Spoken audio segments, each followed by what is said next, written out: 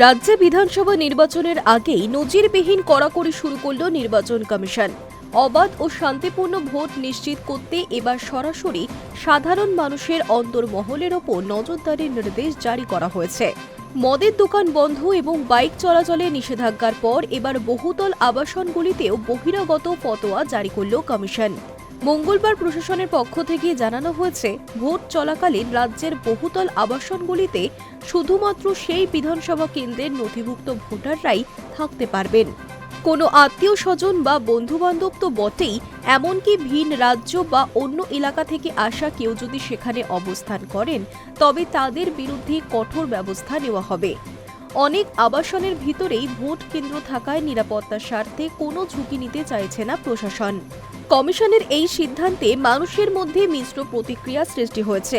একাংশ মনে করছেন সুষ্ঠু নির্বাচনের স্বার্থে এমন পদক্ষেপ জরুরি, তবে অন্য অংশের অভিযোগ এটি সরাসরি ব্যক্তিগত স্বাধীনতায় হস্তক্ষেপ। প্রশ্ন উঠছে, ভিন রাজ্য বা অন্য শহর থেকে পরিবারের কেউ বেড়াতে এলে তারা কি এখন নিজের বাড়িতে থাকতে পারবেন না? তাদের কি হোটেলে গিয়ে উঠতে হবে? প্রশাসনের তরফে এই উদ্বেগের কোনো সদর্থক উত্তর মেলেনি, বরং জানিয়ে দেওয়া হয়েছে নিয়ম সবাইকে মানতে হবে। ইতিমধ্যেই পুলিশকে প্রত্যেকটি বহুতল আবাসনের গেস্ট রেজিস্টার খতিয়ে দেখার নির্দেশ দেওয়া হয়েছে। নজরদারি নিশ্চিত করতে পুলিশ বাড়ি বাড়ি তল্লাশি বা গেটে তল্লাশিও চালাতে পারে বলে ইঙ্গিত মিলছে। 23 তারিখ থেকে শুরু হওয়া এই 2 দফার নির্বাচনে কমিশনের এই লৌহবর্ম কতটা কার্যকর হয় এবং বাংলার ভোট কতটা অবাধ হয়, এখন সেটাই দেখার। High news network.